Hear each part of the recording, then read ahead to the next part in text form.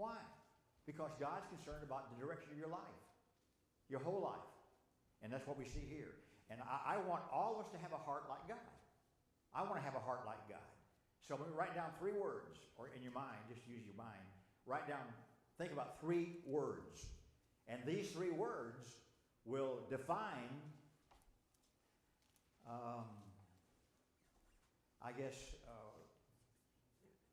they'll define what a man or woman who has integrity is.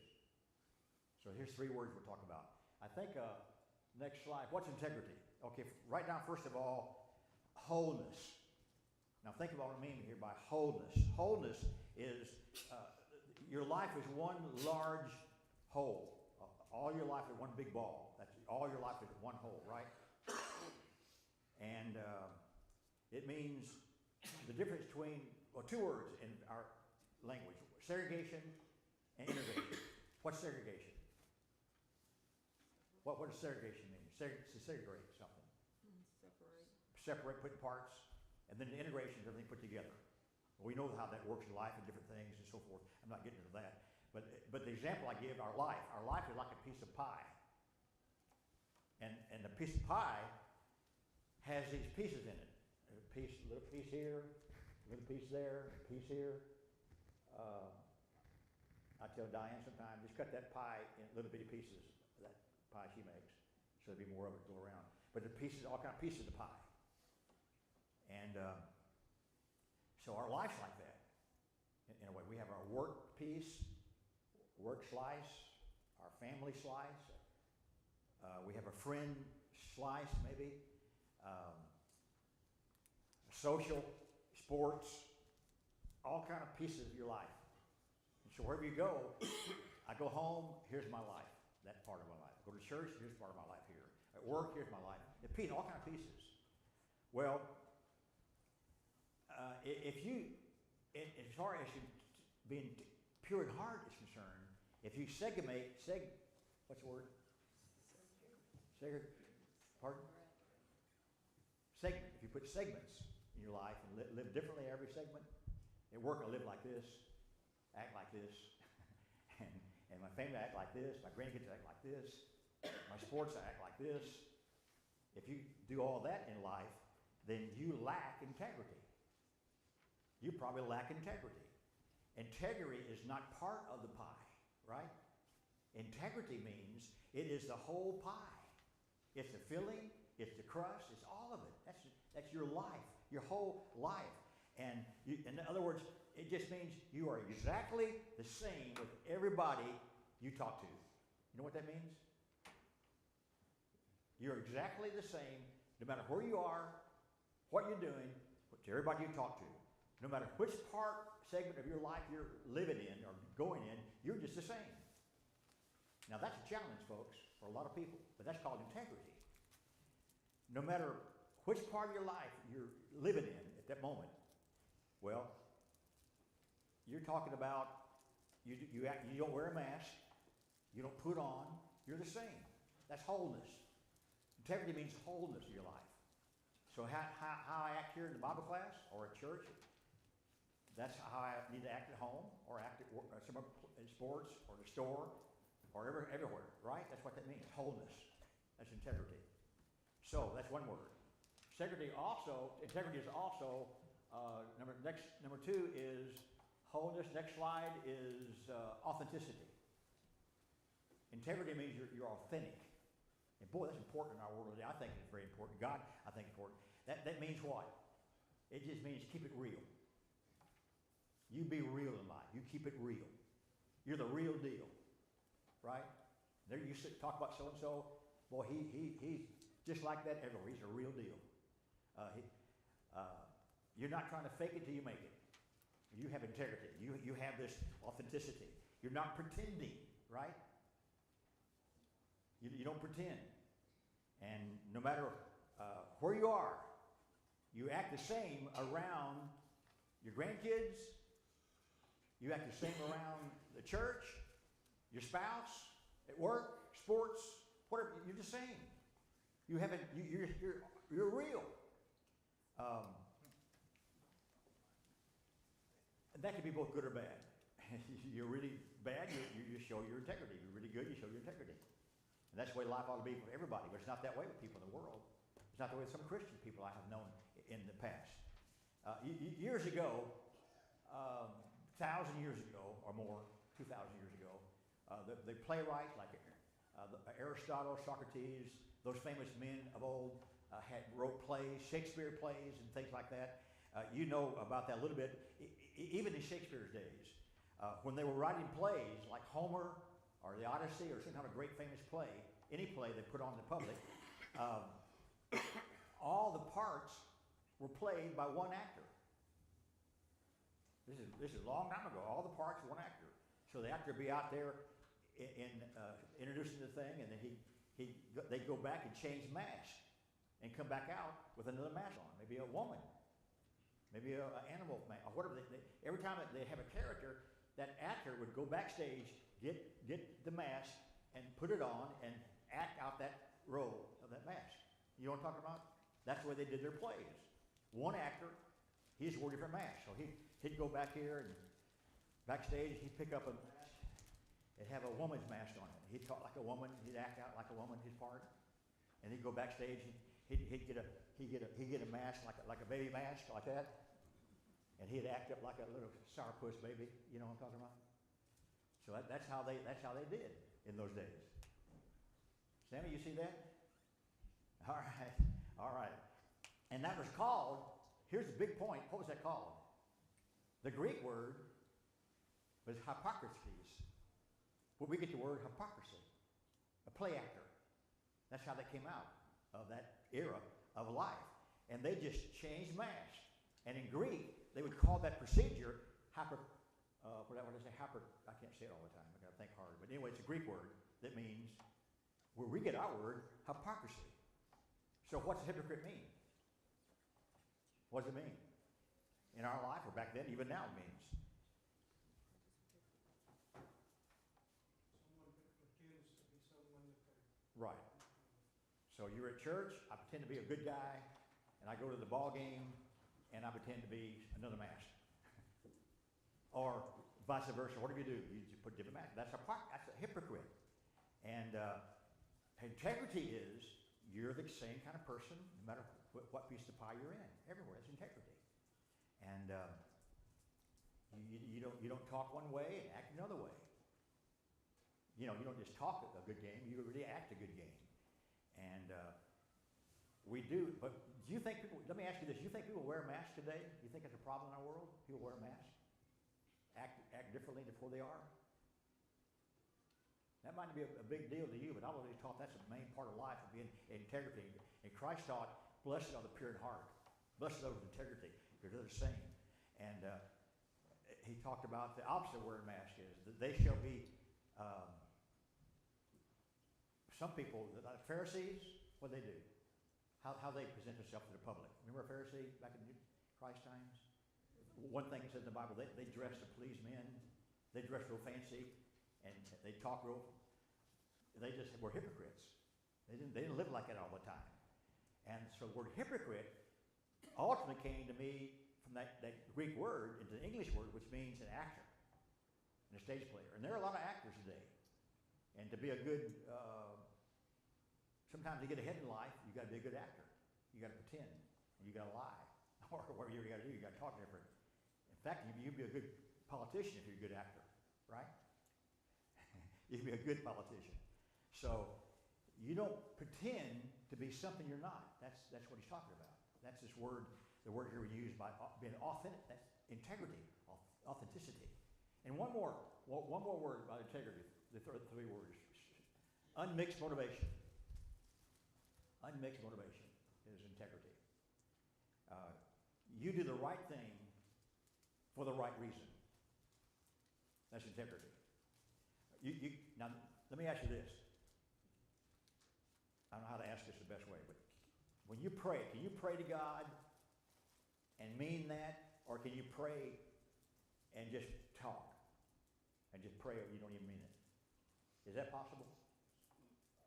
People are shaking their head. Yes, that's possible. You can sing. You can sing with the mouth and make noise, but do you mean that? Is your heart into it? Well, that's integrity. That's what it means. You have mixed motivations. You can pray to impress others. You can sing to impress. You can do a lot of things to impress other people. Give lots of money to impress other people. But integrity is not that at all. You don't do it that way at all. Integrity is when you do things and no one else sees you do it. It's a private thing. You do things and you know, a lot of people do things in the dark they wouldn't do it in daylight. Why is that? A lot of mischief happens at night. Why do people do things in the dark? They don't want to be seen what's going on. But we understand that. So, oftentimes, we're more interested in image. I mean, I think about this a lot in life. I know what I'm talking about. I think about image, how people look, or how they dress. And if they don't look like they might not look too good, but they might not dress too good. They might not live in a good house. They might not have nice cars and land. That's not what God looks at. He's interested in integrity, pure in heart. Blessed are the pure in heart. Our reputation. What's reputation mean? Anybody know what is reputation? Your reputation. Have I got a good reputation in this area, in the church, or my neighbors, or do I have a good reputation? What does it mean? He has a good reputation or a bad one. What does it mean? How people see Pardon? how others feel about you. Okay, yeah. I was trying to put it all together. It's how other people see you and know you and judge you by your reputation, what you do and what you don't do. Reputation is what everybody thinks about you, right? But what's integrity? It's how you really are. Integrity is how you really are. Reputation is what you do in public to be seen. That's your reputation. Oh, grandeur. I'm great. This is my reputation. I'm seen. Integrity is what you do when you're all alone with God. And God sees that's all. That's integrity. And it's just you and God. And you're real. You're real. Those who are blessed, the pure in heart, will see God. They'll know God and see God. Look at Proverbs chapter 3. The next slide is Proverbs, I think it's the 3rd chapter. It says, the Lord detests those whose hearts are perverse, but he delights in those whose ways are blameless. Great proverb. That's true in life back then, true in life today. The Lord detests those whose hearts are perverse. What does it mean, perverse hearts? What's perverse mean?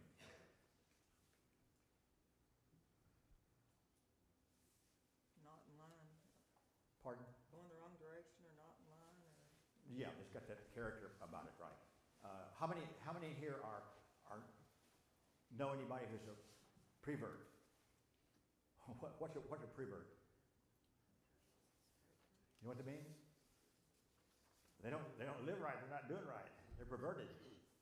They're doing wrong. You know, it's a deliberate, obstinate desire to do wrong. That's a prevert. Perverted. He talks about the Lord detests those whose hearts are not living right, or perverted, or a prevert, he says. So, we all want God to delight in us, right? So we don't live like that. And so, we want to look at someone who has integrity, be around people with integrity.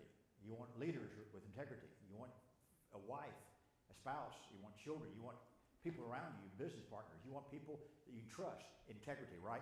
Okay. Now, we'll stop there a minute. We've got a few minutes left. I want to look at some benefits. Here are 4 or 5, we can't get them today, all of them, but here's 4 or 5 benefits for a person whose life is a life of integrity. A man or woman who's integrity. Here's what they get.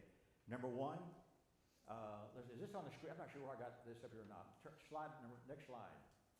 Yeah, first benefit of integrity. Now, by the way, there are many benefits in Scripture. We don't have time for all of them. But here are at least 3. We'll cover 3 this morning, maybe real quickly. And when God says, if you live a life of integrity, a pure in heart, Here's what that will do for you. Here's what's going to happen to your life. And we want things good to happen to our life, don't we? So we want to live with integrity. And so I'm going to give you a checklist. Next week, we'll give a little checklist out about how we're doing with that. But number one of the greatest, I think, blessings that come from a person of integrity, a pure in heart, is you have greater personal confidence. You have greater inner feeling. You have a greater personal confidence. Why is that? You know why? If your life is just you and God, I answer to God, everywhere I go, all my pies going on together. If you have integrity, you have more personal confidence. And here's why. Because you're not trying to be phony. If you're not trying to be phony all the time, you're not putting on something all the time, and you're not trying to make sure you act right in front of certain people, and you don't act right around certain people. You have to figure it all out in your mind. So to have confidence in life, live good in life, you need to have integrity in life. You want that? Have integrity around people around you, because they know who you are. Now, there is a businessman who was baptized into Christ many years ago. Story told about him. And he was a member of the God's family, the church. And the preacher asked him a few months later, well, what was the biggest change you had to make from being not a Christian to become a Christian? What was your biggest change? He said, oh, that's easy. That's just easy. I changed how I answer the phone at work. I said, what? I changed how I answer the phone at work. You see, at work, I was over several men in this office, and I answered the phone, and talking to the staff in that business, I would tell one guy one thing and tell another guy something contrary to it. And each one I'd have a story for them that they didn't all jive.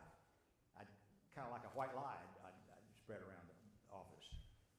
And then I had to be careful when I talked to him again. What did I say to him that wasn't right? I told the other guy that wasn't right. So he got confused all the time who he's trying to talk to, what he's saying to him. He had a lot of problems with that. And so now it's easy. I just learned to tell the truth to everybody on my staff. I tell the absolute truth. I don't have to wonder what I told them. I don't have to guess what I'm telling this one, that, or that. He just had changed his life about integrity, pure in heart. That was a good story. So Proverbs says, Proverbs 11:9, people of integrity have a firm footing. That's confidence. People of integrity, pure in heart, they have a firm footing. But those who follow crooked paths will slip and fall. You know what that means, don't you? Anybody know what it means to slip and fall on ice? Anybody here ever slip on ice and hurt yourself? Or just slip on ice and fall? Sheila, you have? I don't remember. I never did have that happen to me. But people can slip and fall or just slip on ice. That's a person not with good confidence. So that's what we're talking about today. Integrity helps you see God's plan and God's purpose for your life. Someone who's upright and want to be right with God. They see God. They want to see His purpose in life. They want to see what I'm doing in life. So that's a great blessing. Have a pure heart. Have integrity. It gives me confidence. I don't have to worry about what I say to one person. I don't have to worry about what I tell him. Or what I tell that one. So if you tell the truth all the time, you don't have to worry about it, right? So, also, you get a next slide, we'll close with this one, I think, probably, is a lasting legacy. If you have integrity in your life, you're pure in heart, when you think about your life, you'll have a lasting legacy if you have integrity. It will last from generation to generation. How does that work? You want to know how that works? Well, here's how it works. I'll tell you how it starts out. Everything you have in life is going to be lost one day. Everybody here understands that. Everything you have and you see in this life will be lost one day. The money you earn, the money you put in IRAs, the money in the bank accounts, that's all going to be gone, and you have to give it to somebody else, like your kids or grandkids, and they'll go spend it and waste it, but it'll be gone. You won't have no control of your money. It's going to be gone one day. All your IRAs will be gone one day. And all the money you earn will be divided among your kids and your family. It'll be spent, gone. The work you've been doing, the work you do, great work that you're doing, will be given to somebody else. You leave that job, you quit that job, somebody else steps in there and takes your job. They do better, even do better work than you did, maybe. And then you'll be forgotten from that place. You won't be remembered no more. I know that from being in different churches in the Brotherhood. That happens to everybody in life. When you move on, that's it, you're done. And and the trophies. I asked Eddie if he had any trophies from that 1,000 points he made that year. He said no, he didn't have any trophies or anything to tell about. He forgot about it. Did you forget about it? He forgot about it until he saw it in the paper the other day. But anyway, all your trophies you have. How many have trophies at home? How many have any ribbons? First place, second place, third place, trophies, golf trophies, hunting trophies. Everybody's got some kind of something, memento about their life and trophy. Well, guess what? Our house don't have any more. We already thrown mine away. But one day, all your trophies will be thrown in the trash and taken to the dump and gotten rid of. Right? So, with all that going on, what do you leave behind? What's the next generation after you're gone going to have from you? What is the next generation going to have from you? You know what's going to be left of your life when it's all over with? The legacy that you leave. That's the point, right? I told someone today, how you doing, Don? I told Johnny Walker, well, I think I got a tube of toothpaste, and I got the little bit squeezing out the very end. I'm not gone. It's just like the end of it. But what you're going to leave behind when you get into that toothpaste and it's gone, all you have left is that character you have. Your character, your integrity, your pure in heart. That's all you're going to have. And that's going to be transmitted, though. Here's what's good about it, or bad about it. It's going to be transmitted to people below you, under you, in your family. It will be transmitted. I guarantee you, people will talk about you, what you were like when you're gone, and what kind of character you had. And it'll go on. It's a lasting legacy. Your integrity, your pure heart. It lasts on and on and on. Proverbs chapter 27. A righteous person lives on the basis of his integrity. Right? Blessed are his children after he's gone. So a righteous person with integrity, this idea is, you're going to have a lasting memories of who you are, your integrity, your pure in heart. And I know one thing. Let's don't close yet. I know there's no perfect parent. There's never been a perfect parent in the world. But most of you here have made some good choices. And some not so good. We've made good choices. We've made not so good choices in our life. There's no perfect parents. But all that put together in the bag, you're passing it on. You're passing it on, and you might say, well, I guess I'm in trouble. I messed up a whole lot. I didn't make good choices. I didn't show integrity in my relationships. You might say that. I guess I won't get any blessings. There are people I've talked like that. They just won't get anything from God. He won't bless me. And I want to say to you today, before we close, the story is not over yet. As long as you're breathing, your story is not over yet. You can still have integrity in your life. You can still show pure heart in your life. And sometimes the greatest integrity you can show and let people see in your life is, it seems like in a time when it seems there are no blessings. My legacy looks bad. I don't have the background with that. It's going to be bad. I have no blessings coming. But listen, how many here know the story of Job? Anybody here know the story of Job? You know the story backwards and forwards, probably. You all know the story of Job. Now, he lost, in the first chapter, lost everything. What did he lose? Someone name some things he lost. He lost everything. Family. Pardon? Family. Family, every child, every wife. He lost all of his family, lost all of his crops, all of his cattle. He lost everything. The devil took it from him, right? He lost it all. But he decided what? From then on, he decided I'm going to live a life of integrity before God. I'm going to live a life that's pure in heart before God. That's how he lived his life after he lost everything. He said, I'm going to live a life of integrity. In Job chapter 8, let's see, Job 8. But now, look to God and pray to the all-powerful. If you are pure and good, he will quickly come to your help. He will give your family back to you. Then you will have a lot more than you ever had in the beginning. Because he decided, I lost everything, I'm going to have integrity now. And God said, that's great, because you're going to get it all back one day. It'll pay off. You start your life right now doing that. And that's exactly what happened in this story. You know it very well, I'm sure. Job decided to have integrity. And all these different things that happened to him, and because of that, in the end, he was blessed. What? How was he blessed? In the end, all over with, his life ended. He was blessed with what? Double what he lost. Double portion. Even though he lost it all. He lived with integrity. It all came back doubly to him. And some have gone through some hard times. No doubt about it. We all, in different fashions, go through hard times. Difficult times. And because of that, don't say, and I heard people, talking to different people, said, well, it doesn't matter anymore. It doesn't matter.